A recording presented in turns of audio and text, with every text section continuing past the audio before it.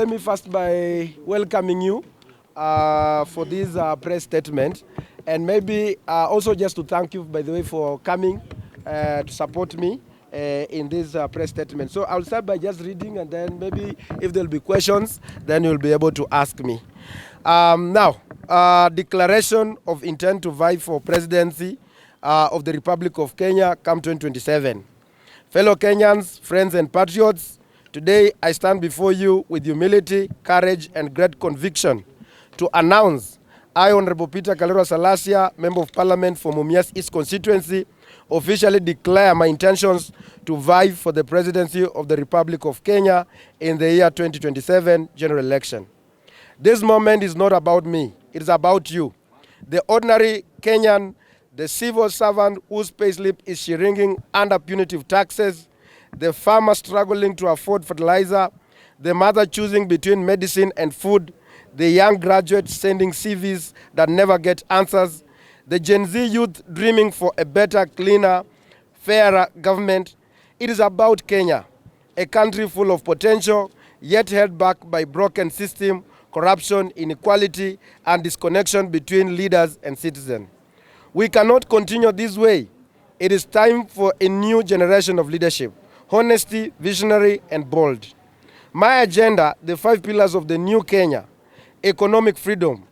That one will include lowering taxes, growing incomes. The burden of the Kenyan worker is unbearable. We must ease it. As the president, I will review and reduce pay, NHIF, and NSSF reduction to protect your hard-earned salary. I will expand the tax base through job creation, not overtaxing the few who are employed. Our economic policy will shift from taxation to production and innovation. We must grow the cake before we slice it. No Kenyan should feel punished for working hard. Number 2, universal health care through people-centered SHA. The Social Health Authority, SHA, must not be another burden. It must be a bridge to better health care. I will restructure SHA to align with the real medical needs of Kenyans, not bureaucratic interests. Every Kenyan will access affordable, dignified, and efficient health care, whether in Turkana, Kibra, or Mumias. We shall audit and clean up the NHIF legacy mess and guarantee the transparency in the healthcare funds. Health is not a luxury, it is a right. Number 3, ending corruption. Sealing every leak in government. Corruption is theft from the poor. I will treat it as economic sabotage. Every procurement will go through a transparent, digital, trackable system. I will empower independent anti-corruption agencies, and no scared cows will be spared. Stable public money will be recovered. Those who loot must be held accountable publicly, swiftly, and justly. We cannot industrialize a corrupt country. We cannot feed a nation bleeding from graft. Number 4, education, jobs, and dignity for our youth. Education must prepare young people not just to pass exam, but to thrive in a modern economy. We will strengthen TVETs, invest in digital literacy, and equip schools with modern tools. I will implement a national youth employment guarantee program in agriculture, ICT, and public works. Internships and graduate trainee scheme will be mandatory across government departments and industry. No degree should gather dust. No young dream should die due to hopelessness. Number 5, a new deal for Gen Z governance through freedom and the rule of law. Gen Z is not just the future, they are now. I will form the first ever Gen Z Presidential Advisory Council to embed their voices in every national decision. Freedom of expression, digital rights, and civic space will be protected. Police brutality will end under my watch. The judiciary will be respected. Laws will be applied fairly, regardless of status, tribe, or region. Let Kenya be the place where every youth believes their country works for them, not against them. Fellow Kenyans, I will contest the 2027 election under a new political movement, one that reflects the dreams of a fair, inclusive, forward-looking Kenya. This movement's name and leadership will be unveiled in due course, and it will not be built on the tribal alliance or money power, but on the people power. I invite all Kenyans, especially the youth, the workers, the farmers, the mothers, and the dreamers to work with me. Together, let us make 2027 the year of Kenya's rebirth. Let us turn frustration into hope, despair into opportunity, and anger into action. The time for true transformation is now. God bless Kenya. God bless you. God bless Kenya. Honorable Peter Karua Salasya, Member of Parliament, Mumias East Constituency, 2027 presidential candidate. Thank you so much. Mahesh, thank you for that. And first of all the best for the new journey that you've started. We would like to know, you've never mentioned this, that maybe you want to vie for presidential seat. Umekuwa ukisema kwa utarudi tu kama MP. But we want to know what pushed you to, of course umeshatusomea manifesto hapa. Kitu kikubwa kabisa kimefanya ukaamua now let me vie for 2027 presidential seat. First of all,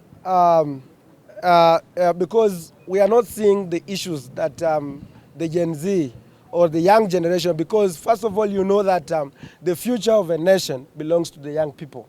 And the young people of this country, they are worried about their future, because they are worried about the 30 years from now, 40 years from now, because the systems are not working, and the people who are occupying the system, they are not of goodwill or not working with utmost good faith in order to ensure that, because you remember that in the Kibaki leadership, there was 2030 vision 2030.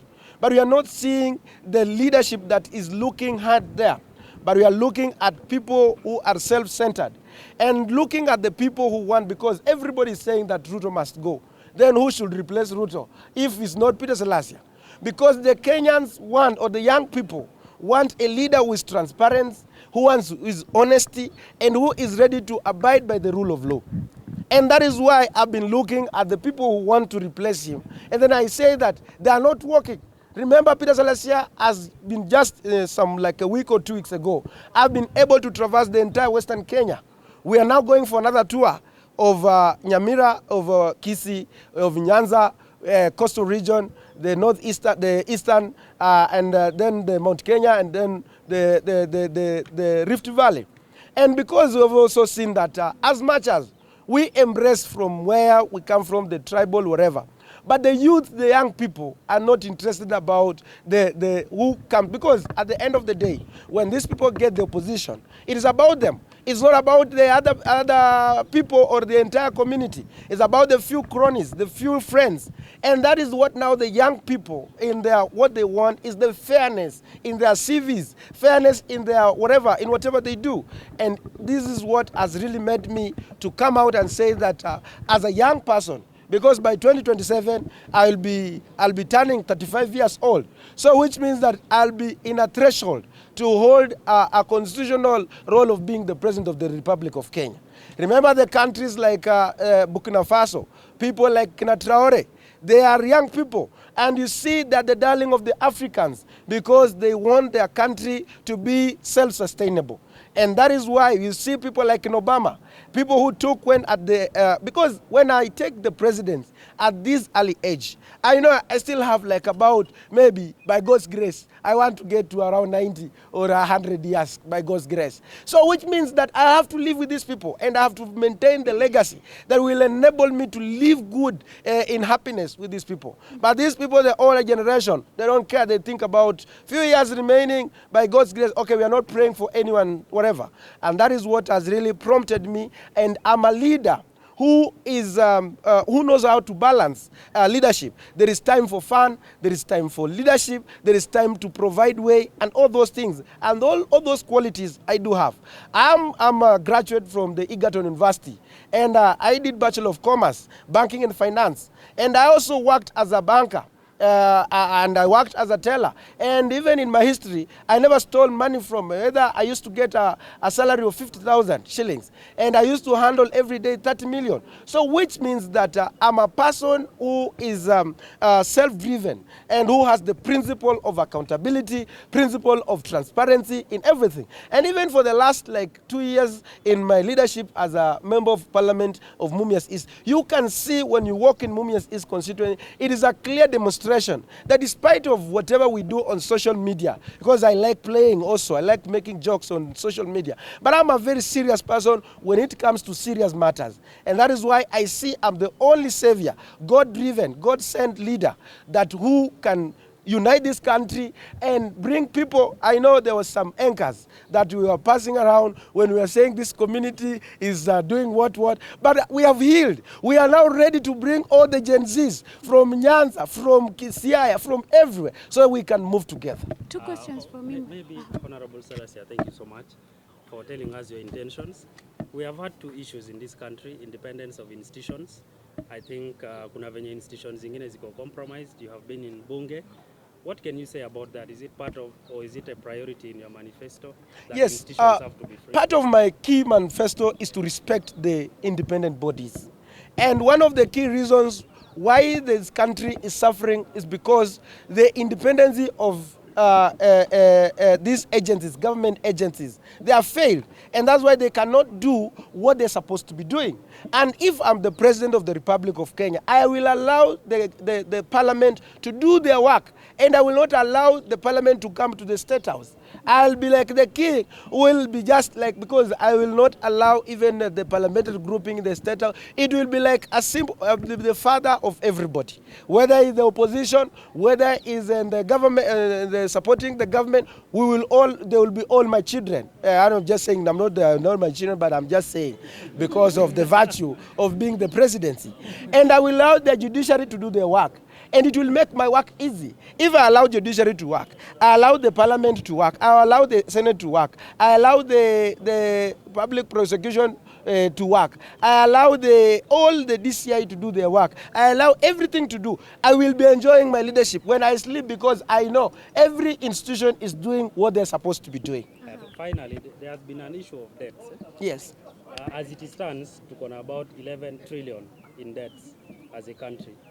What is your focus? How are you going to focus on that? And precisely, maybe hii imekuwa a policy issue that people are supposed to sit down, discuss before they borrow.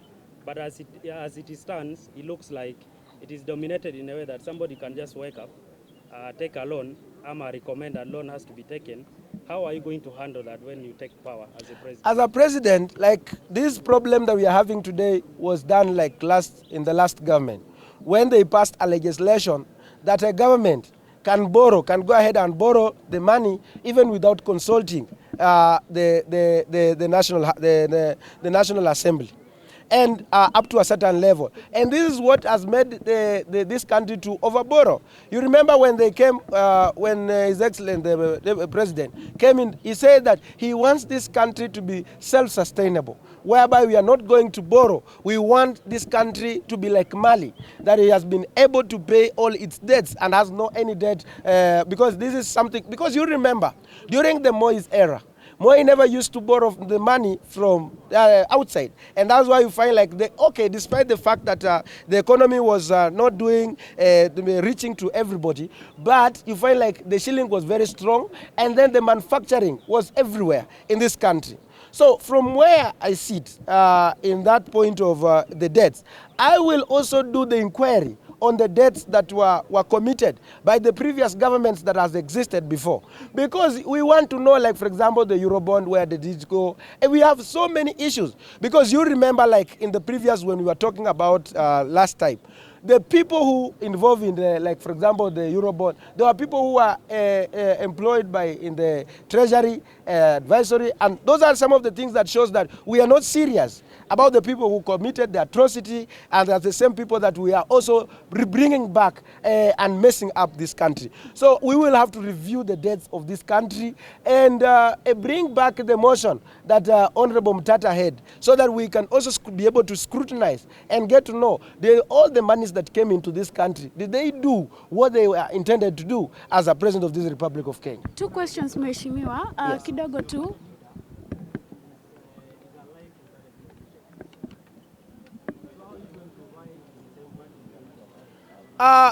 First of all, this movement is not about any other person. It's about the Kenyans. Are we there? It's about the Kenyans. So if they will say that they will give me that political party to vie on it, I will not accept, I will not refuse. But if they don't, We are going to launch a political party, a political movement. And this one is going to be rolled out. So it's about them to decide whether they want me to be, because now the party leader, if he's not showing the interest to vie as a president, then he should give me that political party to vie on it. If he doesn't, then I will come up with a new political movement that now will shape the politics of this country. Sorry? No, I don't know, because you see now that is my personal decision. It is my personal decision because I have the heaviness of this country. And that's why we are taking the risk of, even like, for example, most of the members will say, why can't you get maybe the pension for first? But we don't care, because we are looking at the future of this country, and we must shape the politics of this country. Okay, Yes. it's my time, eh? Sasa ukiangalia kidogo umekimbisha syllabus, eh? Now tukirudi pale Mumias East, ukiangalia records for the past 2 years, ulikuwa na Kiharu, Murang'a, then Mumias East. Ukaijenga barabara, kuna KMDC, ukaimaliza. How did you manage kujengea KMDC hadi umalize? Kwa sababu ukiangalia wabunge wengine hata painting alone maybe because we really wanted to focus on the national, on the presidency, because that is where we really wanted to focus. But for it's about, and that is what the leadership comes from. And you have asked a very good question, by the way. The leadership, it's about how you frame. And I will also want to ask, and as a member as a president, this is what I'm proposing as a member of parliament. I will ensure that the CDF is given more powers, because the members that can be able just to oversight. My work, what I've been able to do, is to provide leadership and to make sure that whoever is given is completing the project on time and proper planning. And because of that, I can be able to plan for this country the best way that has never been happened before. And also bring the professionals on board. What has been happening in this country, when I win this election, I will go for the professors. I will go for the people who have elaborate knowledge on various fields, so that we can be able to fix the messes that have been happening there. You Yes. have been looking for a wife. And We are not looking for a wife right now. We are on serious business. Yes. Lisa, Yes. I have a question. Denied Yes. and justice delayed is justice denied, right? There are so many Gen Zs who lost their lives last year, and we saw from the BBC documentary that was released yesterday, right? Are you going to go after the killer cops and bring everyone to justice? Because our hearts are still aching, and we need someone who can take action. We've just been seeing the president going around and nothing being done. What are you going to do on that as president? First of all, I know every time the life is sacred. And as a leader, as a national leader who has been anointed, you must have a principle that the life is sacred. And you must respect the life, because it's godly given and it's godly. And so as a leader, if I take over, we must also get to inquire, the commission of inquiry, to know who are these perpetrators and whatever. We know, yes, you have to protect the property, but was it just justifiable that you can kill? And even the story that was there where those people quarry, we want to know, like those bodies that were retrieved, where did they go? When there was a guy who was arrested at one point and then disappeared from. What happened on that? So we must, so that we can account for every life that God has given to us. So as a leader, I have to protect, because when you're given as a constitution, you have to protect the citizen, and you abide by the constitution, that your work is to protect the lives of your people. And that is what I will have to do. Mheshimiwa, I have a question. In regards to freedom of speech, in our government here currently, there is no freedom of speech. People are even scared to talk about their issues. How will your government ensure that there's freedom of speech in our nation? First of all, if you allow the people to speak, it also makes you to know where the problem is. You must allow the people, as a president, allow the people to speak. Like, for example, when I do, maybe on social media, there are those who will insult you. There are those who will put up a very good point. So as a person, as a leader, we must allow the freedom of expression under my leadership. I'm live here, and there is one of my fans are insisting on yesterday's BBC.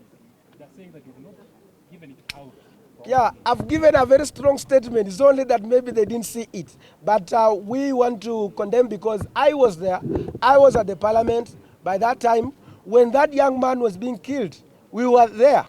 And I think as when I take over as a president of the Republic of Kenya, I will also ask for the religious leaders to come and cleanse the parliament, because the parliament, the blood for the first time in history since its inception, the blood was shed at the gates of the parliament. So we must also have to cleanse it so that we can purify it. It can be a holy place where good things will always come from. Maybe Chagwa call you to the table and ask you to partner with him. Will you accept? First of all, I cannot refuse, but the thing, I don't want to be like Kina Murara. I don't want the people to be called and be like Murara. I'm a principled man.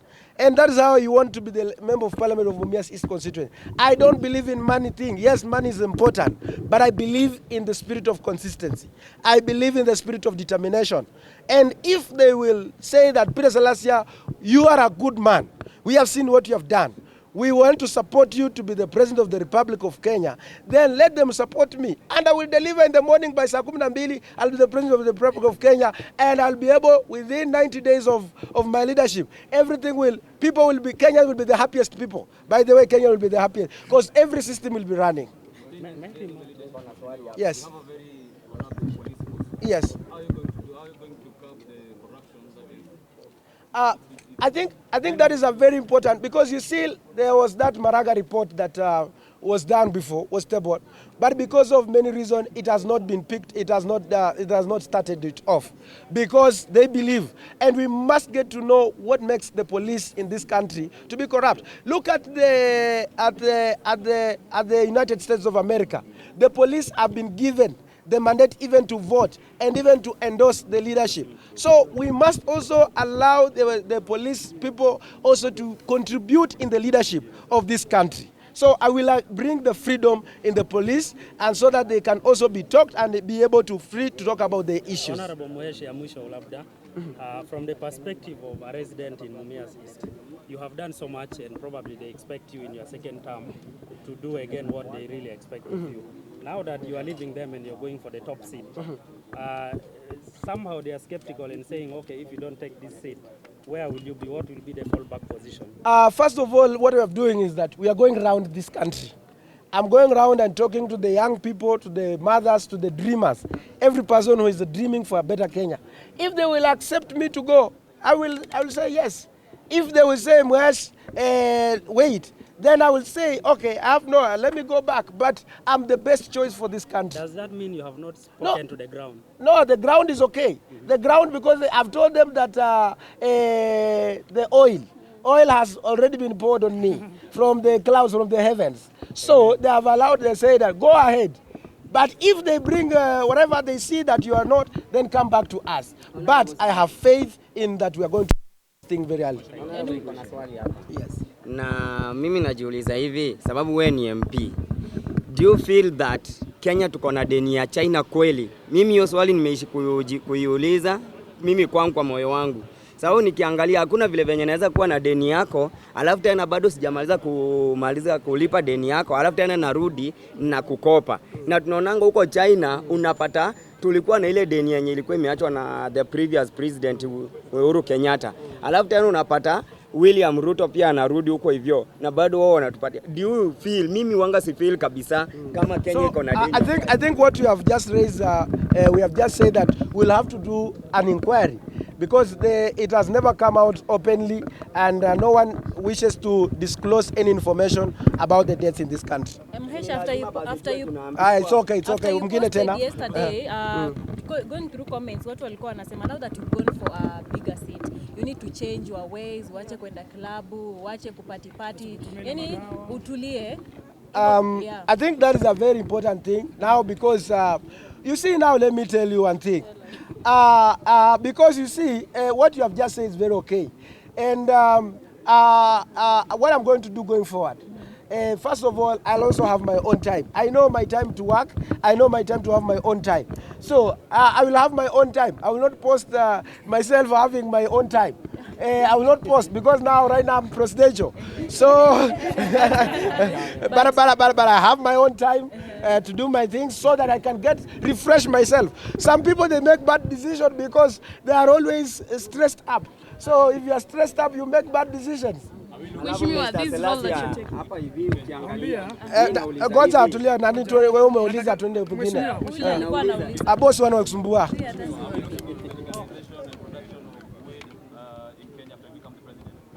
Commercialization of weed hemp. Sorry?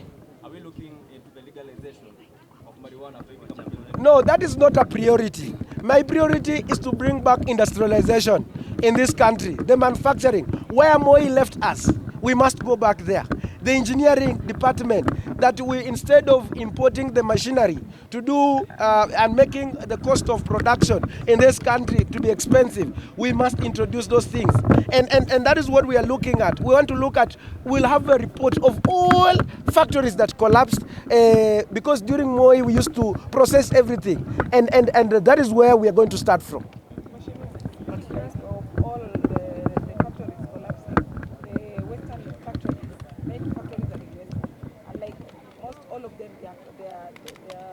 Let me say like paper is not in working.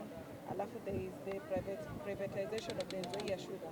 What can you do about that? Those are the issues because, like for my case in Mumias, I always believe in the best interest of the people. And there are those who are also interested in politics of the day. So for the issue of Nzoia, maybe that one I will address it one day as a leader and not as a politician. So I will also like the Webuye, we will ask for the inquiry and get to know what is happening. We will go for the justice. With regards to education, yes, we have two African countries that have given free education. What do you see for us when you become president? When I become the president of the Republic of Kenya, when it comes to the education, education will be free for everybody.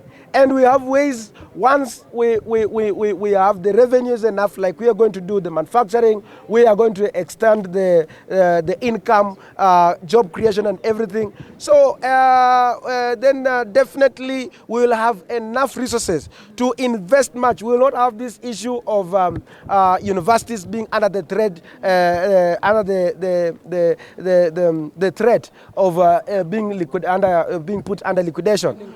Yes. Last message for Gen Z. Yes.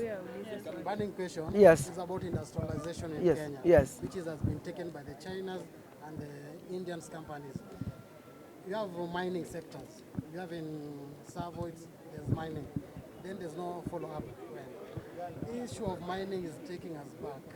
I think the mining can help us to achieve everything we want in this. I think that is the area that as the President of the Republic of Kenya I'm going to address. Number one, we have like, for example, the issue of clinker in this country, where we are having in Kajiado and is in Baringo or West Pokot.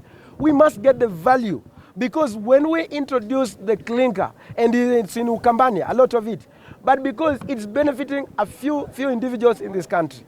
So as a president, we could have, because we used to import the clinker, which is the main component of cement production in this country. But you find like after even coming up with our own clinker, the prices of cement still went back up to around 900 right now, when it used to be 750 when we used to import the clinker. So as a president, I'll have to address it so that this cement has to go back to 500 or 400. And it's possible. We have what you call the O in Bere.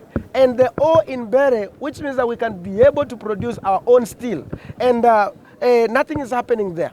We have so much diatomite in Tavo, the way you have just said, where we can be able to produce things in our country. And those are the things we're going to work on it. Thank you so much. Thank you so much.